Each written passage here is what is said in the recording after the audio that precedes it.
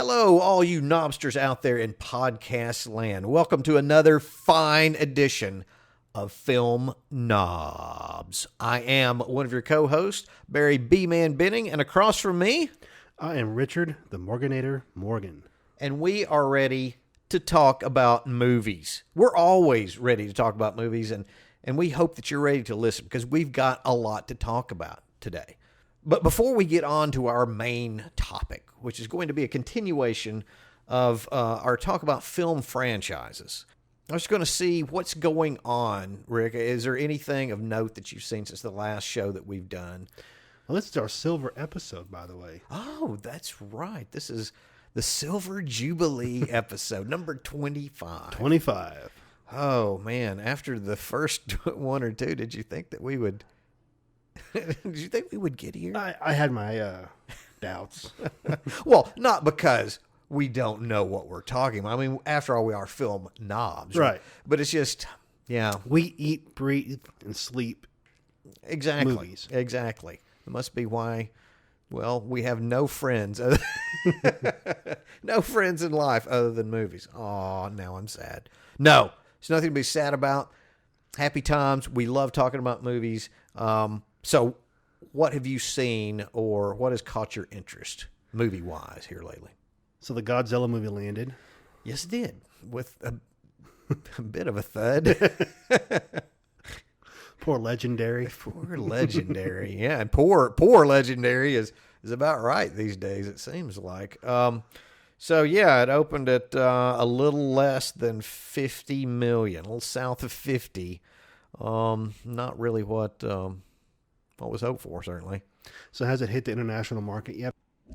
It has, and it opened up, I believe, according to Box Office Mojo, it opened up in the foreign markets to around 180, of which 70 million in China, which is where the Wanda Group, who is Legendary Pictures' parent company, where they're from. So, you know, I guess it is possible that, and that's well, because that is well ahead of what the 2014 Godzilla opened at over in China. Well ahead. And I think it was about on par with Kong Skull Island. So, you know, maybe, once again, maybe the foreign markets kind of save it may be too big a word, but, well, at least we'll find out that there's going to be one more. I assume that Kong versus Godzilla is already kind of done, pretty much. So regardless of what this movie does, I guess it's going to, we'll see one more shot at it, but Maybe they won't show as many shots of the actual, battle scenes and monsters. In and the actual in it. trailer, right? Again, like the Brightburn trailer that we talked about, where we pretty much felt like we'd seen the whole movie. Right? Like, why buy a ticket? We've already seen it. But yeah, in movies like this, I think that it's good to withhold. You want to build a little, suspense. I don't want to see all these monsters in the preview. Because then what's left?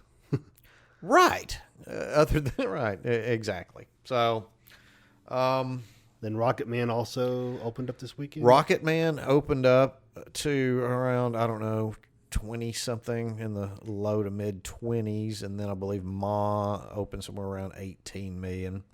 So I know I imagine they might have expected a little bit more out of Rocket Man too, considering the success of Bohemian Rhapsody, which certainly seems to be kind of following in the coattails of a little bit. So the reviews have been for Rocket Man have been, so far what I've read, have been fairly good.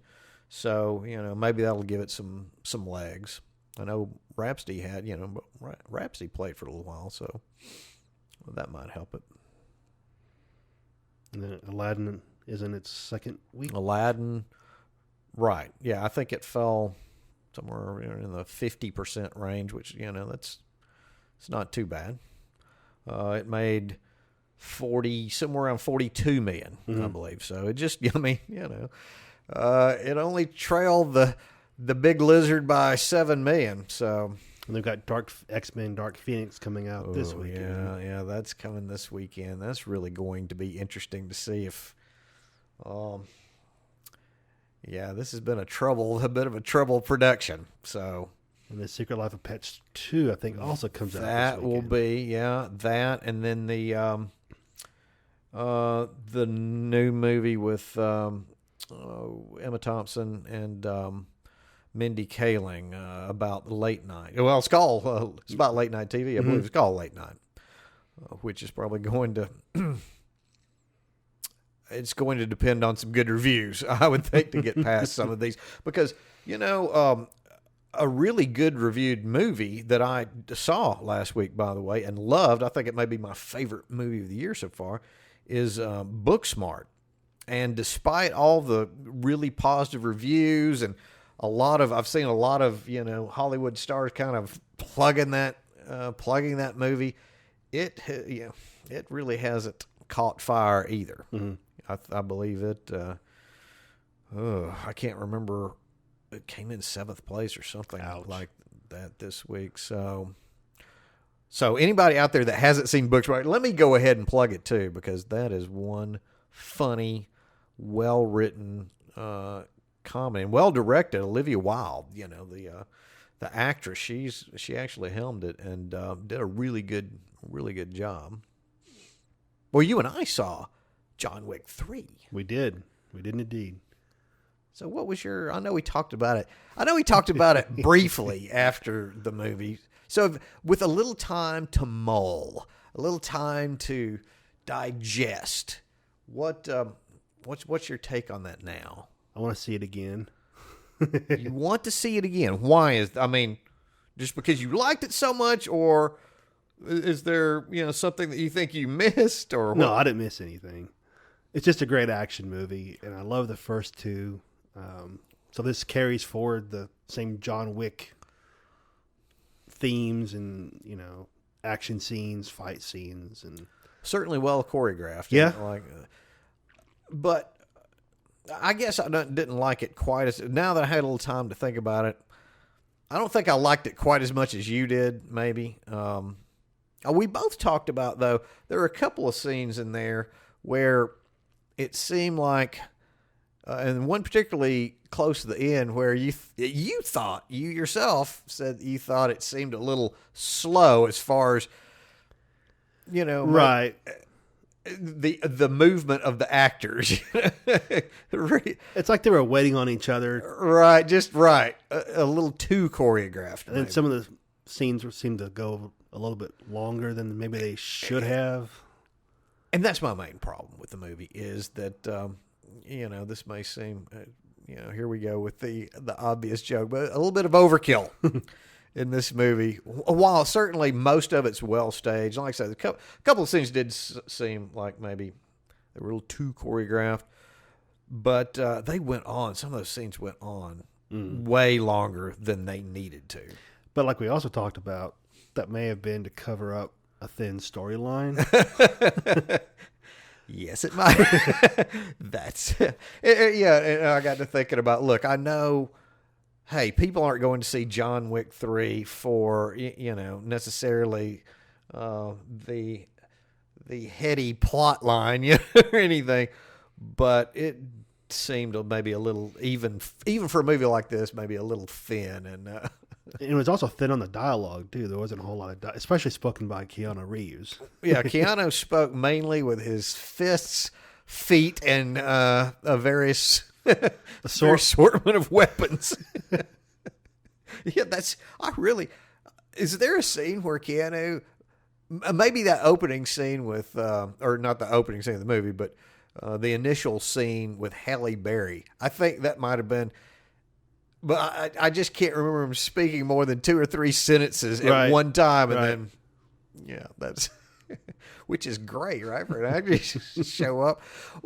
But if you think about it, I guess, too, he had to spend that much. He couldn't spend his time worrying about lines of dialogue. He had to spend it, getting in shape and then figuring out the choreography, which. And there's at least one video on YouTube of him at a shooting range with Halle Berry training for the movie. So I guess using the different weapons that are in the movie and going through the obstacle course, and they were timing. I've checked that out. Yeah, that sounds Well, I'm sure. Yeah, I'm sure all of that took quite a bit. And if anybody out there, if you love your if you love your action movies, you probably will be satisfied. If you like the first two, you should like the third one. So maybe your movie Booksmart got lost in the franchise fever. That is highly possible. That is highly possible. So I was talking about earlier. I said, our subject today was going to be, we were going to continue on with franchise. We've been talking about franchises before. You can't escape franchises. You can't. And sometimes that's a good thing. Sometimes not. But you live by the franchise, you die by the franchise. Or die, in Booksmart's case, from franchises. But all right. So where were we the last time, on our last episode? I believe we left off with Medea at 100. Okay. On our list. All right. So now I do think we're at 99 basically. We're going to have to skip. There's no way we can talk about every franchise that's on this list. Right. Or we will have way too many. And we'll post the list on our right. Absolutely. Social media. We need to give that information to the masses. Right. Certainly. I think they would want to see that, but we can't talk about all of them. So, what are we going to talk about first? What do you think? Well, I think we should pick up at number 95 here with Nightmare on Elm Street. Oh, nice. Yes. What was have you been a big fan of the, well, you're not a horror movie guy though. I've seen some of the Nightmare on Elm Street movies, but not enough to, Well, so you've seen the first one. Maybe? No. Actually, when I was little, I remember seeing the poster for Nightmare on Elm Street. And the poster itself freaked me out so bad. Oh, man. I was like traumatized by it. It was such a great poster, but it was so creepy and right. For an 8-year-old, it was scary. Right. Well, that's interesting. I remember when it came out. One thing I liked about it, they got the right guy. I mean, Robert Englund, he definitely was born to play Freddy Krueger. And Freddy Krueger was, to me, a big improvement over, a lot of the slasher killer, those type of monsters, in that he was just a one-note maniac. Well, he actually said something. He said, right, he talked. And it wasn't just talking; he was a wise ass. He was. He had a sense of humor, a very dark, bloody sense of humor. But it was an interesting character, at least early on. I mean, I don't know if that franchise would fly in today's world, but back in the 80s. Well, they did try. Remember, they did reboot it a few years ago with Jackie Earle Haley. I don't think. I don't remember that doing very well, and I didn't see it. And it's not like, I like the actor, Jackie Earle Haley. I thought, well, that's an interesting casting choice, right? But it still wasn't enough at that time to get me to buy a ticket for it. And I do remember I haven't seen all the installments either. But I remember I actually liked the ones that I saw. I liked the third one the best. I believe that was Dream Warriors. The effects were really, really pretty good in that, and that was actually a pretty good horror flick. So the franchise as a whole has made over $755 million. And that's adjusted? Adjusted, right. That's a bit of money. That's a good chunk of change. And that's not talking about, we talked about last week, it's not just ticket sales, right? There's a lot of merchandise that's been sold from Freddy Krueger. Absolutely, even in the video game realm. Oh, yeah. So there's no telling how much overall that Freddy is raked in. But yeah. I see right up above that, a couple of spots up at least, another horror franchise, Final Destination. You just can't escape. Have you seen any of the I've seen some of them. I can't even tell you which ones I've seen because they all kind of have a similar right plot, well, yeah. Of course they do. You can't beat death. No. And you can't cheat death, which No. is what, Right. at least that's the way death looked at it with these teenagers in Final Destination. You trying to cheat me? I'll get you. I know some of the, I've actually liked a couple of the Final Destinations. The first couple I certainly, I like just for the sheer, inventiveness of, and gruesomeness of some of the deaths. Did you see the one that was in 3D? No, I did not. I did. See. That's one of the ones I've seen. Well, so you don't? How did you end up? Because again, you don't do horror movies. How'd you end up? I have a friend that does like horror movies. Right. So what did you think of that one? I wanted to buy. I've got my 3D TV. I thought I might buy that just to check it out. It was cool to see this the setup of each death scene, Right. And See how it was going to, Right. Because a lot of those are pretty intricately, laid out.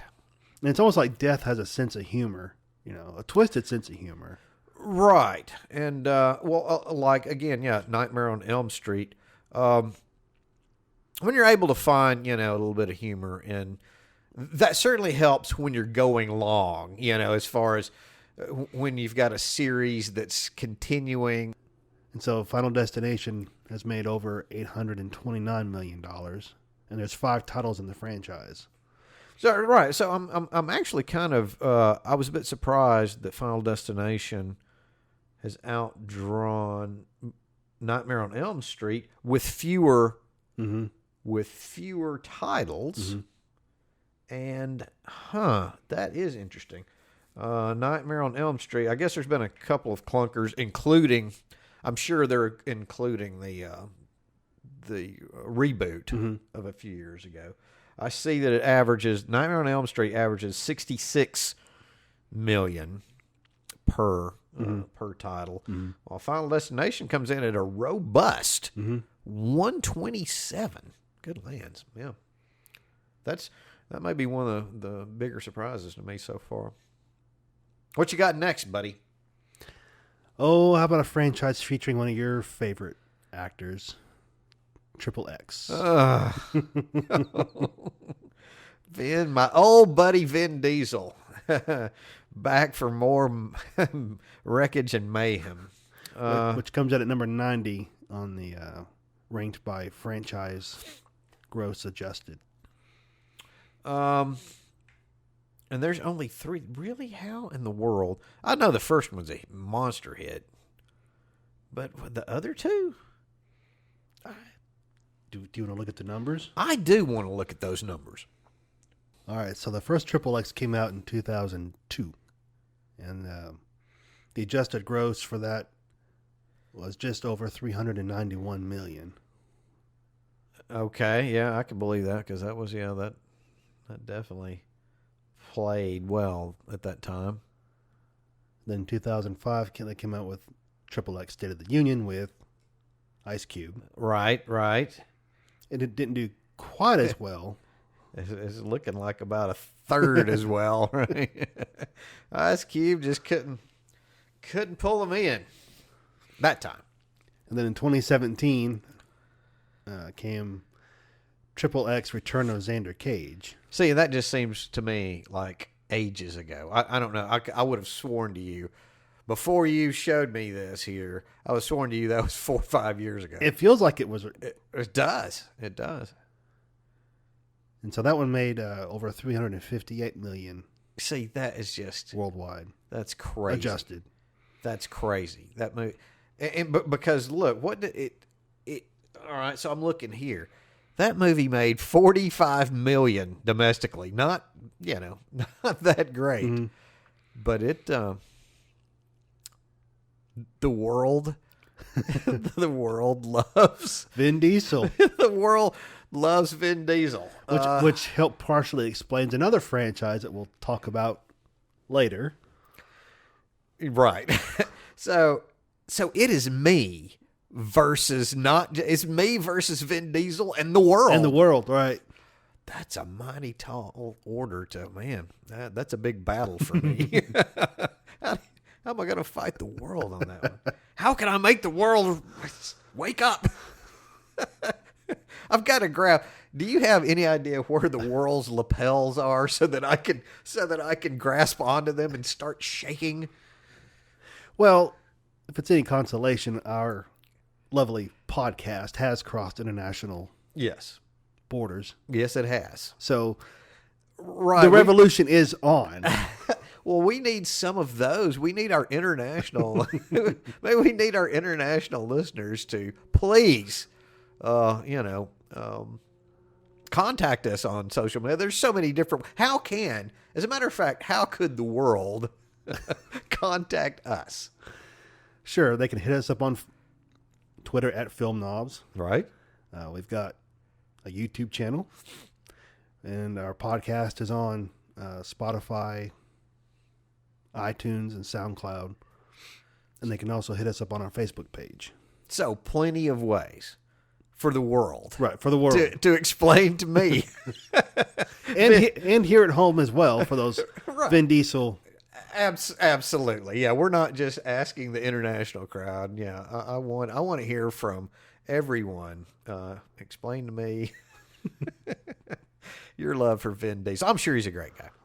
I mean, you're a reasonable guy, so they could possibly sway you. I mean, the world can't can't be wrong, right? I may be a film knob, but that doesn't mean that I feel I am above listening to reasoned arguments. And to me, that's going to be the real kicker there. I've got to hear some reasoned argument as to why Vin Diesel. Not so much emotional. Right. No, I want you want some reason. I want something scientific, damn it. All right. So where are we going? So only up. Only upward from here.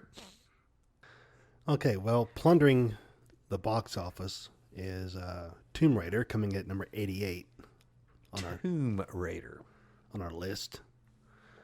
So there's 3 titles in the franchise. Right. Wait a minute. Yeah, that's right. There were only 2 with Angelina, right? Mm-hmm. And then this reboot, of course, that's come out. Was it last year or the year before last? You see, we were talking about, it seemed like forever and a day that the Triple X, right, Return of Xander Cage, that seems like, I know that Tomb Raider had to have been last year, right? The reboot was last year. That means it's only 1 year difference between that and Xander Cage. I just can't believe that. It feels, longer. It feels so much longer. So what did you think? Have you seen? I haven't seen the reboot. I did play the video game though at Dave and Buster's. Well, hey, that's good enough, right? Which is ironic because I played the original Tomb Raider game, which led to the first movie. Right. That was how this. I'd almost forgotten it was a video game. Well, I did see part. I saw like the last half hour, I think, of the reboot. Yeah. And I didn't particularly care for the Angelina Jolie movies. I actually liked. Maybe I just like being different than other people. Maybe I just like arguing because I like the second one. I like the somehow I like the Cradle of Life more than I like the. And oh my gosh, do you know what that means? You know what I've just done to myself there? Now that I think about it, if I'm not mistaken, I don't have any. I'm pretty sure that Gerard Butler, was in the Cradle of Life. He was in one of them. Yeah, and I have just said that I like that more than the original. Oh, what a strange day this is. A true knob confession. All right. Oh, man, oh day. So do you want to dig into the numbers and see how the first one did compared to the You reboot? know, I'm good. I think we're good. I think we're good with Because we have the technology. I do see that above that is another action trilogy, The Expendables. I know you like your action movies. What you've at least seen the first one, right? I have. So what did you think of? What did you think of the first one? It was like every 80s action movie crammed into one is over the top, you know. Right, but now for some people that is like, you know, that's nirvana. You've just mentioned paradise. For others, that is hell. It's at the very least purgatory, right? So what is that for you? Is that heaven or hell? A mixture of both. All right, so it's purgatory. So what? I mean, it's certainly cheese. I mean, it is. It is absolutely cheese. But I remember it was good to see our buddy Dolph Lundgren got. I thought a couple of pretty good one-liners in that movie, if memory serves me right. I've seen the first two. There's a lot of 80s retro love here for sure, and not just. And a lot of these franchises, there have been a lot of reboots. And again, depending on what you thought of that decade, it's either great or you're going to run screaming from the theater. Speaking of screaming, wow, nice unintentional segue here, because I see the next franchise up from the Expendables is Scream, the Scream franchise, which is, of course, is from Wes Craven, who also did Nightmare on Elm Street. Absolutely. He's Wes has been pretty successful. I really wouldn't have thought about that right off the bat. But yeah, both of those franchises, Wes Craven began. I've really liked the Scream franchise, to be honest with you. It kind of it reinvented, horror movies a little bit in the mid '90s, and it took what Wes had done before, and it played with those conventions in a very imaginative way. I thought, in a very humorous way, but also what makes it successful to me was it was also scary. It made you laugh, but it truly scared you in places, or it did me. I think it did a lot of others also as well.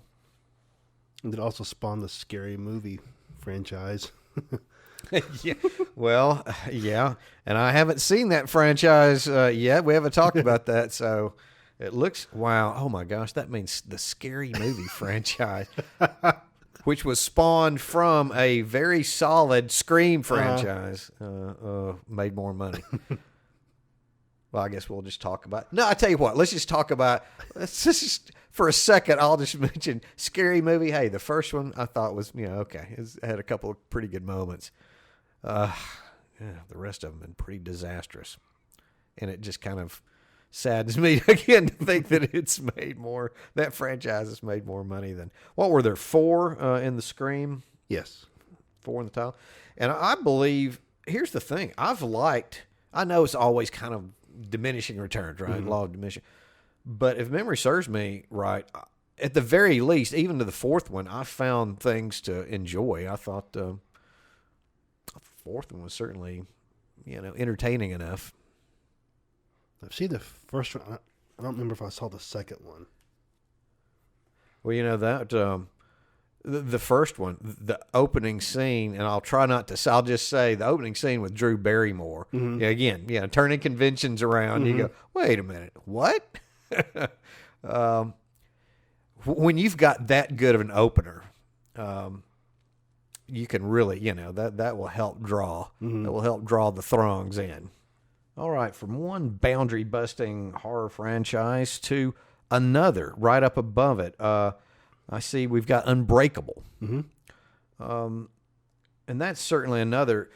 The first 2 movies in this franchise, I thought were really inventive, really creative, with some top-notch acting. I mean, you had Samuel L. Jackson, Bruce Willis, and James McAvoy in Split. So the Unbreakable trilogy is Unbreakable from, I believe it was 2000.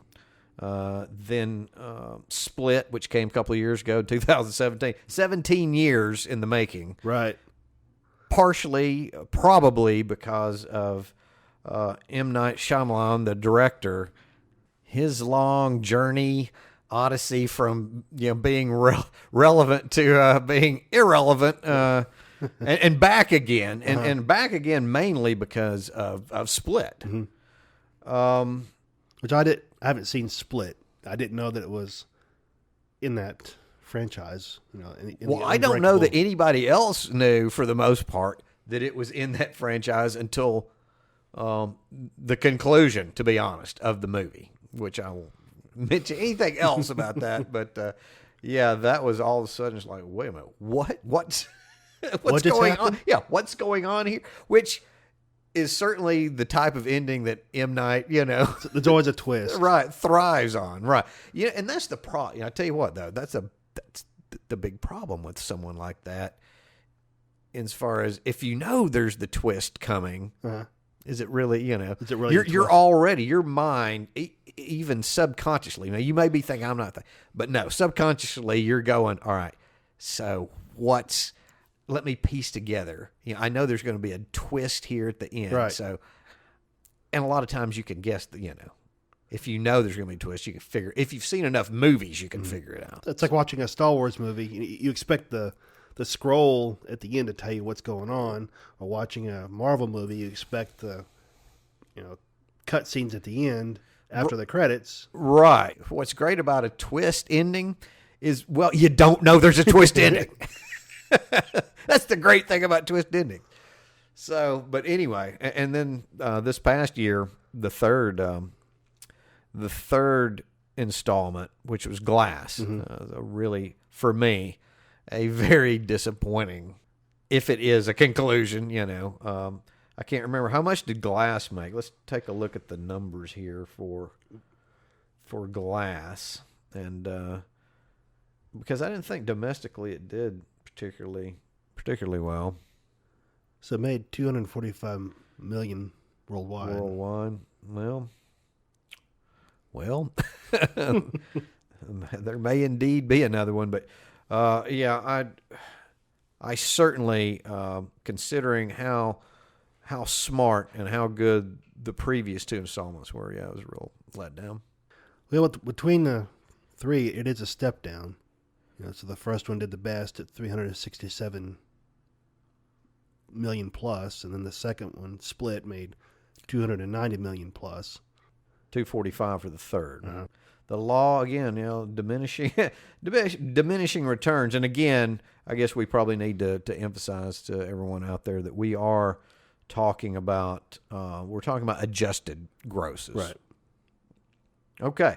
So, what kind of twist have you got coming here next after Unbreakable? How about another horror franchise? Well, there seem to be a lot. It seemed to be a lot of them showing up. Coming at number 84 is Friday the 13th. Friday the 13th with, wow, surely they're going to come out. I see there are 12 installments. Yes. So there needs to be a 13th. Why hasn't there? I guess they were, again, the law of diminishing returns. So bad that they couldn't muster up enough. I guess if we wait a little bit longer and people forget about how bad most of the installments are, then they'll get to the 13th episode. They could just call it the 13th. There we go. There you go. That's right. They'll try to distance themselves just a little bit. Just the 13th, which would play both off of being number 13 and being Friday the 13th. Absolutely. So, do you mind? Let's go in. I just for kicks and giggles, I kind of would like to see the breakdown of that installment. All right. So the first Friday the 13th came out in 1980. Yeah, long time ago. I remember I believe that's one of the first movies that I really remember watching after my mom got the old HBO Cinemax package back in 1980. Mm-hmm. That's one of the first movies I can remember, sneaking down and watching late at night.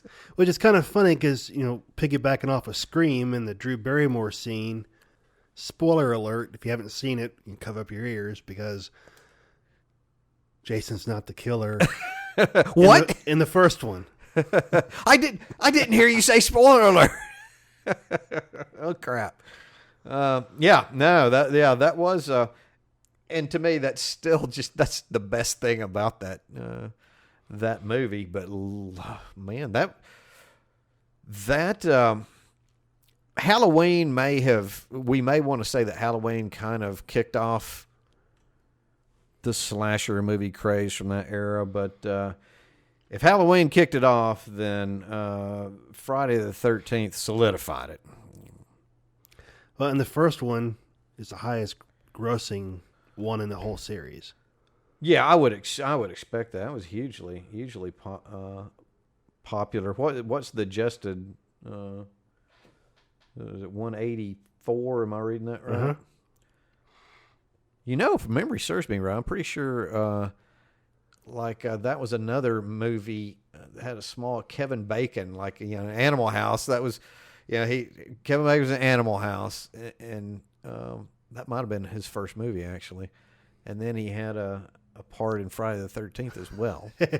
So there's your 6 degrees. Right there, yeah, right. So if you can remember any of the other cast from Friday the 13th, then well, there you go. So 180, and look, Friday the 13th Part 2, the adjusted gross is less than, it's a third. Mm-hmm. It's a third, but this should tell us with just how monumentally popular the first one was, mm-hmm.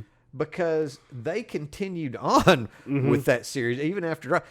And it did, again, these are movies that don't cost anything to make, because Kevin Bacon being in the first movie, well, he wasn't making Kevin Bacon money.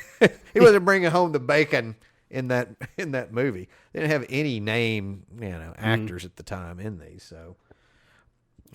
So 60 million is the adjusted gross for the second one. And that was, I'm sure, a huge profit. Well, the second highest in this series is Freddy versus Jason. So they brought in, like Godzilla and King Kong, they brought in the two titans of the horror movies. Well, two of the titans. I think, Right. Kind of like the, you're talking about the King Kong Godzilla, or back in the, Frankenstein meets the Wolfman type thing. So I guess Freddy versus Jason, gets to, it actually shares a spot in two of our franchises here. I didn't realize that. 158 million. That's pretty solid. And actually, the 2009. I'm looking here. It says the 2009 Friday the 13th made 110 basically. $110 million adjusted. So why hasn't there been a Friday? They're waiting on us to suggest. Well, I'm torn. I'm torn. I don't know that I. You don't want to take credit for it, do you? I really don't. I don't know that I'm. In the end, I'm probably as a consumer.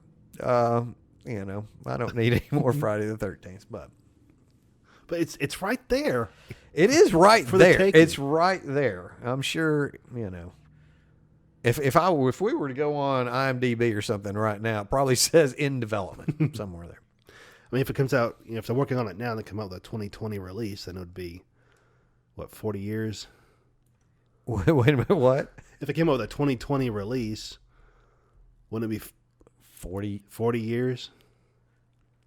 I'm sorry. Excuse me. I have to go. I'm going to go cry a little bit. I'll be back. So you go ahead,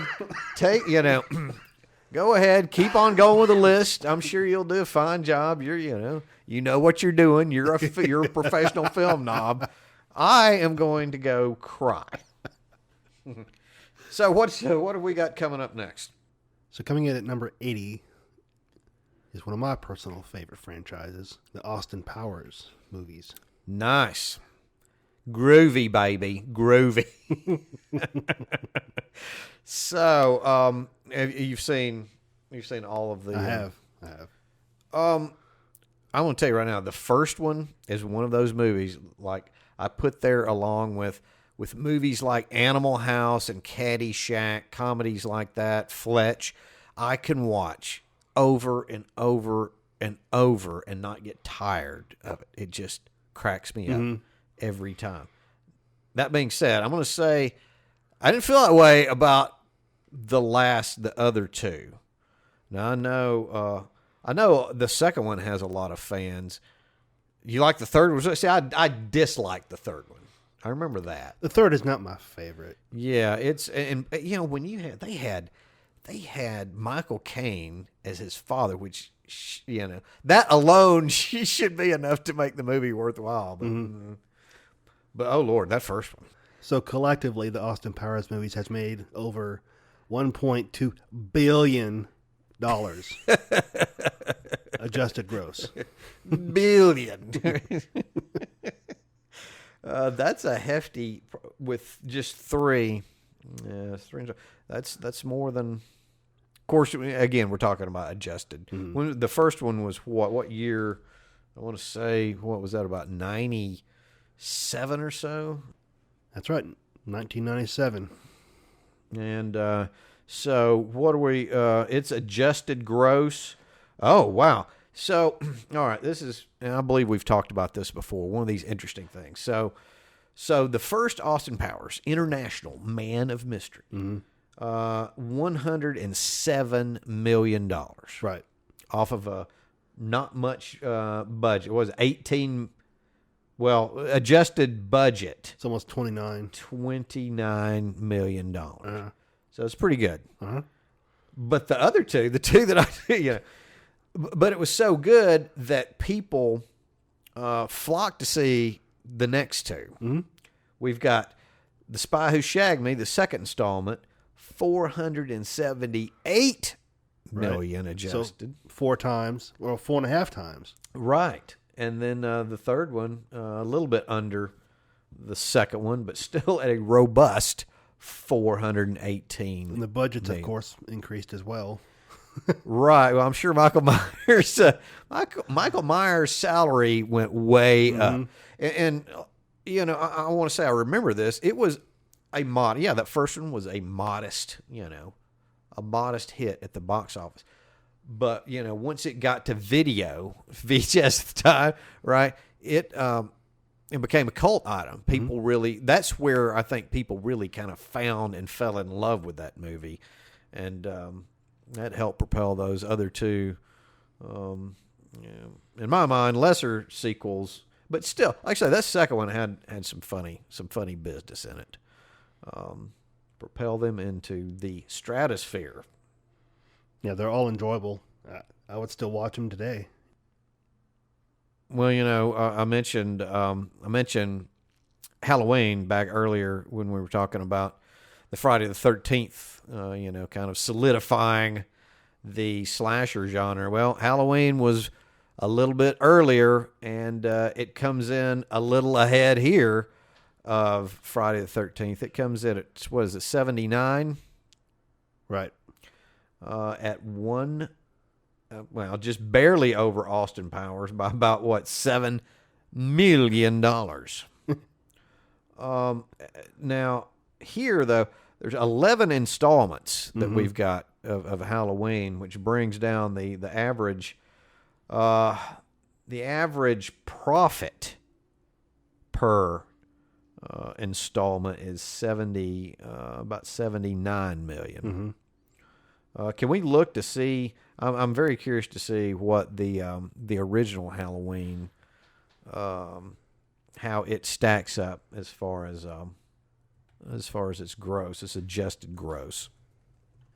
Okay, so the original Halloween, which came out in 1978, earned $273 million at the box office adjusted. 273. That's a pretty decent killing. So how did what about last year's Halloween? How did that come out? It didn't quite live up to the original box office, but it did really well. 258 million. Whoa, that's a little higher. Of course, again, I guess what kind of fools me sometimes is the foreign markets now are so much more important, and add on a whole lot more to what, back then. I'm pretty sure Halloween didn't play big or, didn't have a huge international gross. But, that's a little higher than I thought that it would be. Oh, okay. All right. So let's look at, I see the title profit. All right. So let's do an adjusted title profit for those two movies. Okay, so Halloween, 1978 version, 271 million profit, and the 2018 release was almost 248 million. Wow. No, so they're right there neck and neck. Yeah. That really kind of surprises me. Both of those a little bit higher than the profits of, let's say, Halloween 3, Season of the Witch, or Halloween 5, The Revenge of Michael Myers. Yeah. But looking on here, I am surprised. It's not. Those two movies don't have, or that whole franchise doesn't quite have the overall profit of Paranormal Activity, which comes in right above it. Mm-hmm. That surprises me again, too. And I'll be honest, the only one I've seen of that is I've only seen the first. The original Paranormal Activity. But that was pretty scary movie. I thought it certainly had moments. Did you see? Mm-mm. Well, yeah, it kind of creeped me out. And, that movie kind of kept alive the found footage, type horror movie that Blair Witch ushered in over a decade before that. And to be honest, that's about all I can say about Paranormal Activity. That's the only episode of that I've seen. What did the first one, what's the adjusted for the first? Over 230 million. Man, sakes alive. And, I'm looking here, the Ghost Dimension, okay, right? That's the last installment. Mm-hmm. I see a few years ago. Well, this got adjusted, 83 million off of a $10 million budget. Uh-huh. Yeah. So the first three outperformed the last three, hands down. But yeah, hands down. But again, when you're making, these movies for the original budget, at least for what we've got for the first one, $450,000. Jeez. And again, so the last one had the highest budget. The Ghost Dimension had a $10 million budget, but again, $80 million, Why haven't we seen Paranormal Activity, The Ghost Dimension Strikes Again? I don't know. Or Paranormal Activity 7, Yeah, right. Just whatever. Just call it, just continue on, right? And continuing on with our list from Paranormal Activity, where do you want to take us? Oh, how about to one of our collective favorites, Predator. Oh, welcome to the jungle. Yes, indeed. Predator. Man, I do love that first. How I do love that first one. I can't say that about any of the other ones. But the second one's a guilty pleasure. Oh, I will say that. Yeah, the second one, 11 o'clock at night, you've got nothing else going on. It's a good bit of cheese. Mm-hmm. It's a good bit of cheese, not a bad bit of cheese. That's it, though. I'm pretty much drawing the line there for what other movies have we had in the Predator universe? All right, so I've got 6 total. So Predator came out in 97, Predator 2 in 1990, Alien vs. Predator 2004, Aliens vs. Predator Requiem in 2007, Predators in 2010, and then again. The Predator in 2018. Wow, yeah, none of those are very good movies. None of those are very good movies. Although I did tell you earlier that I recently saw The Predator on one of the premium channels on television, and I didn't dislike it as much as I thought I would, simply because my expectations were so low. I'd heard so many bad things about it. Mm-hmm. But still, by no means was it a good movie. Isn't it weird? So we've been trying to kill this Predator since actually, the Predator's been trying to kill us since 1987. Right.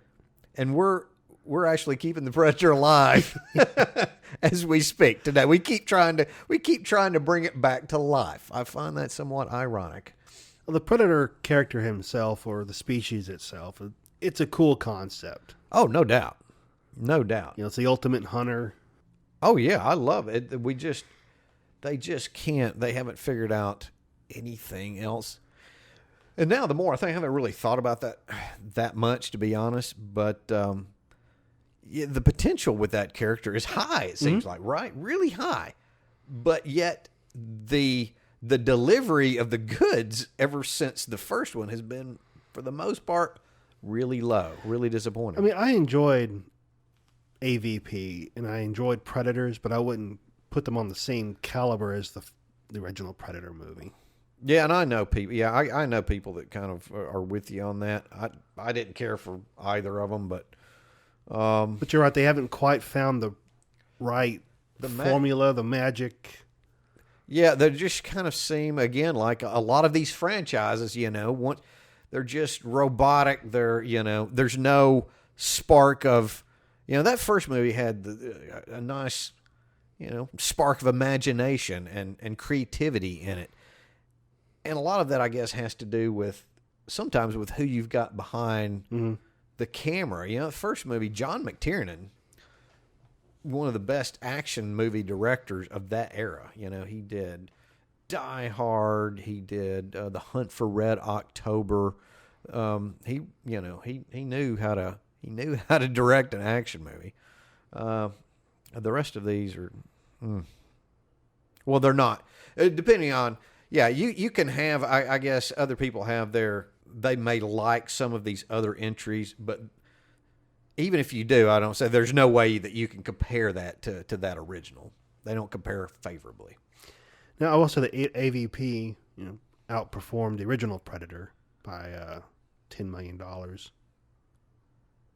Huh? What? But again, it's a phenomenon with Freddy and Jason. You bring together two franchise titans. Right.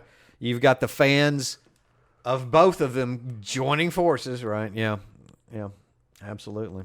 So, like when we see a Star Trek and Star Wars amalgamated crossover universe to appease both fan bases. Disney, are you listening to this? This is how some people are arguing you're screwing up the Star Wars universe, right? Just bring in Star Trek, and my gosh, it'll make $10 billion. Dr. Evil would be happy. It would be indeed. Well, here's something I'm not quite happy about, but I'm afraid I'm going to have to do it anyway. I think we've probably hit our time budget for today. So let's call it here. And next time out, we will continue on with our the Film Knobs look at film franchises. We will continue on with our own franchise. At this rate, may take a couple of more episodes to get through, but hey, we're having fun, so we'll just go ahead, cut it here, and come back next time. Mr. Morganator, would you please tell our loyal listeners out there how to get in touch with us? We would certainly love to hear from them. Hit us up on social media. Check out our Twitter account. We're at Film Knobs. You can also look us on Facebook, and Pinterest. And you can check out the podcast on iTunes, Spotify, SoundCloud, and Stitcher. And be sure to check out our YouTube channel. Find us, of course, at Film Nobs. Once again, thank you so very much, and take care.